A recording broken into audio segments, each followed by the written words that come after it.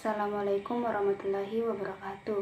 Perkenalkan, nama saya Maulidina Mirzal dengan NIM 35120108 dari kelas 2E di 3 Administrasi Bisnis. Di sini saya akan menjawab beberapa pertanyaan UTS mata kuliah pelayanan prima. Yang pertama, jelaskan pengertian pelayanan prima. Pelayanan prima yaitu pelayanan yang sangat baik atau pelayanan terbaik. Disebut terbaik karena sesuai dengan standar operasional pelayanan yang berlaku atau yang dimiliki oleh instansi yang memberikan pelayanan. Pelayanan disebut sangat baik manakala mampu memuaskan pihak yang dilayani. Jadi pelayanan prima dalam hal ini sesuai dengan harapan pelanggan.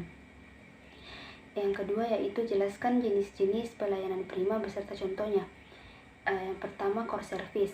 Core service adalah pelayanan yang ditawarkan kepada pelanggan yang merupakan produk utamanya, misalnya hotel. Yang kedua yaitu facilitating service. Facilitating service yaitu fasilitas pelayanan plus kepada pelanggan, misalnya pelayanan front office pada hotel. Yang ketiga yaitu supporting service. Supporting service yaitu pelayanan tambahan atau layanan pendukung untuk meningkatkan nilai pelayanan atau untuk membedakan pelayanan dari pihak pesaing, misalnya hotel dan restoran pada satu tempat. Yang ketiga yaitu jelaskan prinsip-prinsip pelayanan prima. Yang pertama, attitude atau sikap. Attitude atau sikap yang benar terkait dengan pelayanan yang sopan dan serasi, berpikir positif, sehat, dan logis, serta sikap menghargai. Yang kedua yaitu attention atau perhatian. Attention atau perhatian yang tidak terbagi yaitu mendengarkan sungguh-sungguh kebutuhan pelanggan, mengamati dan menghargai perilaku para pelanggan, dan mencurahkan perhatian penuh kepada pelanggan. Yang ketiga yaitu action atau tindakan, yaitu mencatat setiap pesanan pelanggan, mencatat kebutuhan para pelanggan, menegaskan kembali kebutuhan para pelanggan, dan menyatakan terima kasih dengan harapan pelanggan mau kembali. Soal yang keempat yaitu apa yang harus dilakukan ketika pelanggan yang sedang dilayani meminta bertemu dengan kolega.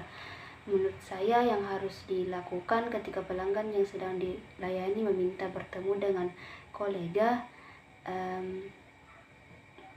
kita menanyakan kepada pelanggan secara sopan apa maksud dan tujuan si pelanggan ingin bertemu dengan kolega.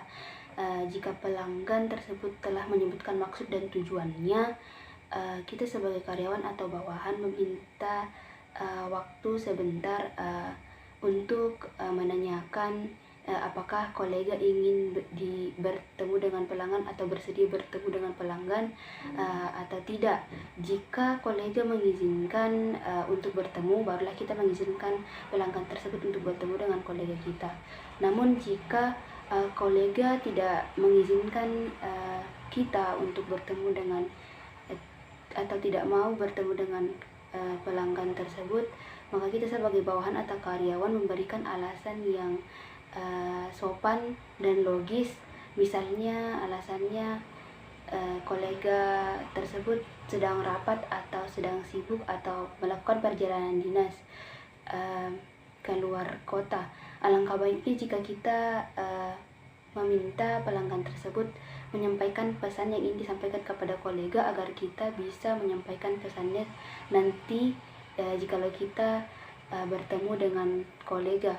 Seumpama jika pelanggan tersebut tidak bertemu dengan kolega pada hari itu. Yang kelima, apa output yang akan dicapai dalam survei indeks kepuasan masyarakat? Menurut saya yang akan dicapai dalam survei indeks kepuasan masyarakat yaitu kita dapat mengetahui apa yang kurang dari pelayanan kita. Misalnya yang pernah saya lakukan yaitu indeks pelayanan di PNUP khusus prodi D3 Teknik Konstruksi Gedung. Ternyata yang saya dapatkan masih banyak mahasiswa yang mengatakan bahwa kurang puas dengan layanan dari PNUP, seperti ada beberapa mahasiswa yang masih kurang dalam mengatakan bahwa PNUP masih kurang dalam penanganan pengaduan penggunaan layanan di bagian akademik. Wassalamualaikum warahmatullahi wabarakatuh.